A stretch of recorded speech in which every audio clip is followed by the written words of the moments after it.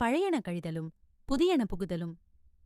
இந்த ஒரு வரிக்குள்ளதான் நம்ம போகி பண்டிகையோட மொத்த அர்த்தமே அடங்கியிருக்கு. போகி அன்னைக்கு நாம எரிக்கிற ஒவ்வொரு பொருளுக்கு பின்னாலையும் ஒரு ஆழமான நம்பிக்கை இருக்கு.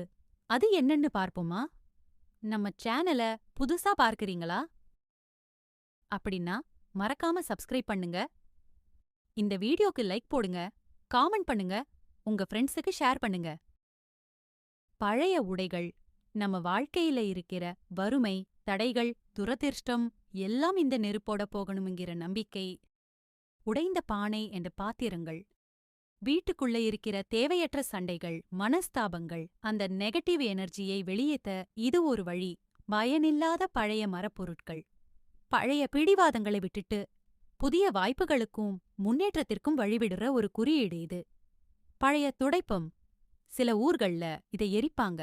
ஏன்னா கடன் பிரச்சனைகளும் பணச்சிக்கல்களும் தீரணும்னு ஒரு ஐதீகம். பழைய காகிதங்கள், தேவையற்ற நினைவுகள், பயம், தோல்வி, இதையெல்லாம் எரிச்சிட்டு மனச ஒரு வெள்ளை காகிதமா மாத்தும்னு அர்த்தம். முக்கியமான விஷயம் என்னன்னா, போகி அன்னைக்கு எரியிற அந்த நெருப்பு வெறும் வீட்டை மட்டும் சுத்தப்படுத்தல, நம்ம மனசையும் சேர்த்துதான் சுத்தம் பண்ணுது. இந்த வருஷம் வெளியிருக்கிற குப்பைகளை மட்டும் இல்லாம மனசுக்குள்ள இருக்கிற கவலைகளையும் எரிச்சிட்டு ஒரு புத்துணர்வோட பொங்கலை வரவேற்போம்.